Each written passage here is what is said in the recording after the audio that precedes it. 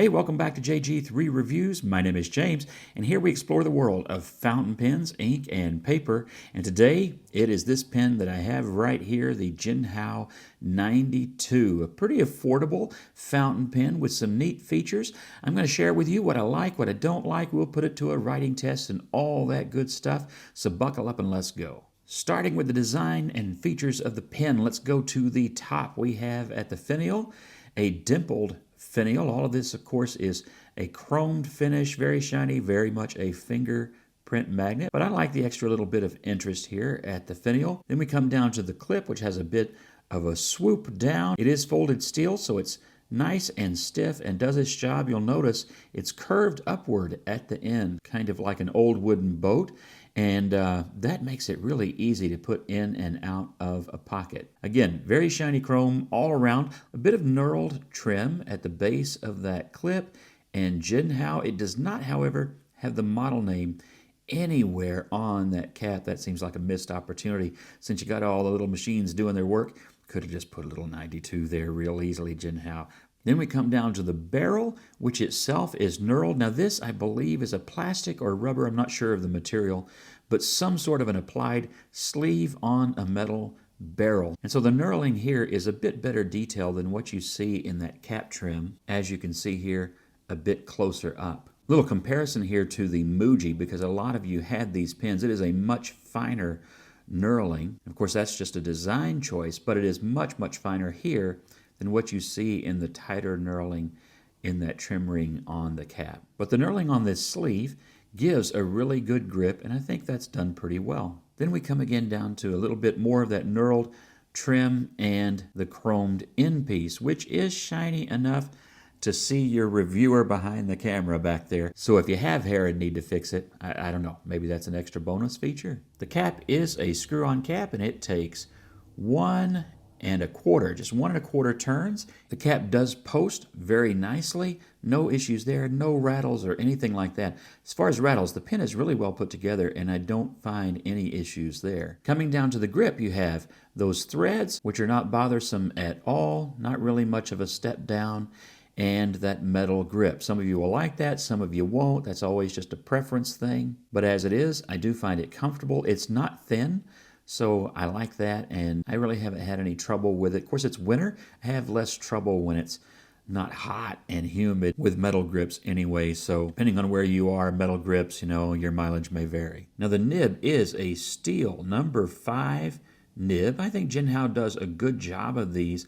I don't think they've gotten the same recent upgrade that their 6s have. Their 6s have really been improved lately. So it's the same nib you would find, for example, in a 992, a Shark pen, or the Jinhao 82. So if you have any of those pens, you kind of know what this nib is going to be like. When we remove the barrel, we will find today a cartridge. However, it did include a Jinhao converter. If you have a lot of Jinhaos, you are very familiar with this one. It is the 2.6 millimeter Chinese standard converter size or cartridge size, but that means that it will take international standards. This is an international standard short, this one being made by Scrivener. And as you can see, there is room that if you want to put an extra short cartridge in the barrel while you're out and about as backup, there's room to do that. And like so many pens now, and I appreciate it, a silicone O-ring on that grip section. All right, of course, in our size comparison, we have the Jinhao 92 there. Next to my Faber-Castell Loom, there in chrome and piano black, that plastic clip, as predicted, being its only Achilles heel. Excellent pen in every other way, but that plastic chrome clip, nah. Then, coming soon to a review near you, the Monteverde Ritma Espresso Brown, and the Blue Light of Hope from the Black Forest series of Hongdian pens, just to give you another pen with some similar knurling, all of this all done in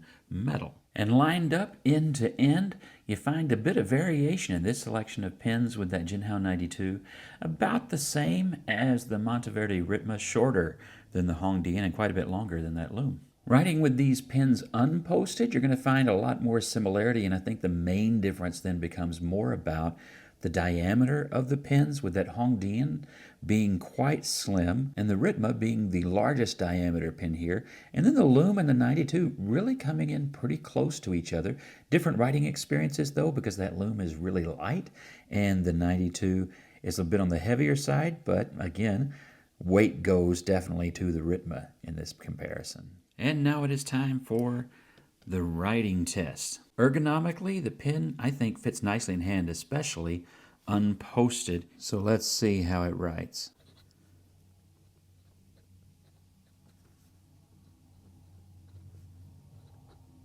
Jinhao 92. It is a medium, and this is Scrivener black ink. I told you that I was using a cartridge. Doesn't happen all that often, but it does happen. And basically this was just a matter of, I just wanted a really basic dark black to complement the design and style of this pen, which I do like, by the way. Overall, I do like the style of it.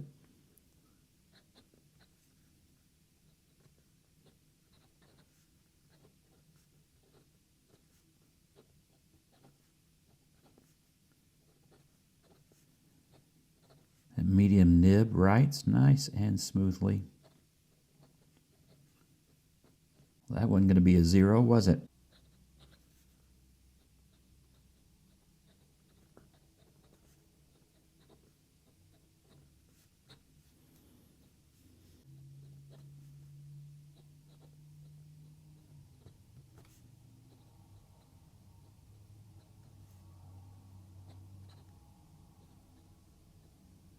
What do those things all have in common? Coffee, right? Coffee. Also, all of these places have some people that I have great memories of. My 5th grade math teacher, for example, left a very comfortable life in West Texas and went off to help run a Christian children's home in Peru. And that makes her and her husband some of my heroes in my life. Just really, really great, awesome people. Let's do our speed test, see how it keeps up. I lifted on that little gap. I'm not seeing a gap, not related to my lift. Right here, I lifted. Yeah, that keeps up really, really well. A little bit of something there. Try that again. Yeah, that was probably me then.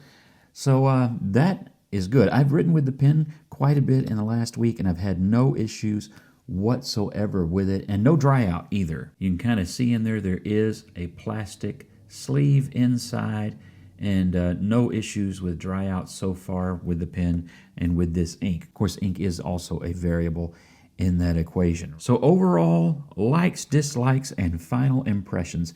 Let's start with the dislikes. The dislike for me would be with any chrome pen, I mean, it's going to be any chrome pen, is just the fingerprint magnetness of the pen. If that drives you nuts, there are other finishes. You can get a matte black pen and that would completely get rid of that factor. So you might want to do that. I was really tempted to get the matte black just for that reason. However, I liked the chrome and black look here. So that's why I went with this, and I just live with the fingerprints. It's just life. I'm going to wipe them constantly, but I like the look of the pen, and I think that's done nicely. The knurling is not on this part just, the best in the world, but it's not bad. They didn't do a bad job. It's just not as precision cut as some other pens. And in some light, it actually looks better than I think. The medium nib is good.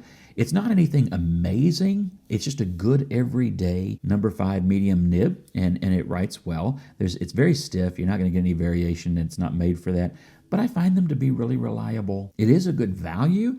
This pen was $9.89 delivered to my door. I bought mine on AliExpress, and I think that's a great deal. I think it's a good pen for the money. Has more heft to it, and I like that, than, say, the Hongdian Black Forest pen, which I would definitely compare it to, and it's a little bit cheaper too. In fact, I would seriously consider this as an alternative to the Black Forest pen if you're looking for one that does have just more heft and is a larger diameter grip section. If you're not liking a thin pen, but you're looking in this kind of class of pens and it ticks your boxes for what you're looking for, I think that it's definitely one that you might want to consider, and it's one that I really haven't seen that much said about. So I'm curious if you have one of these pens.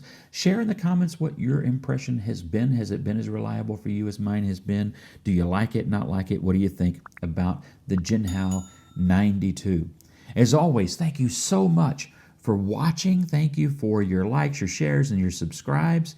And most of all, God bless you. And I just hope that you have a really good week. And I look forward to you joining us again in the next review.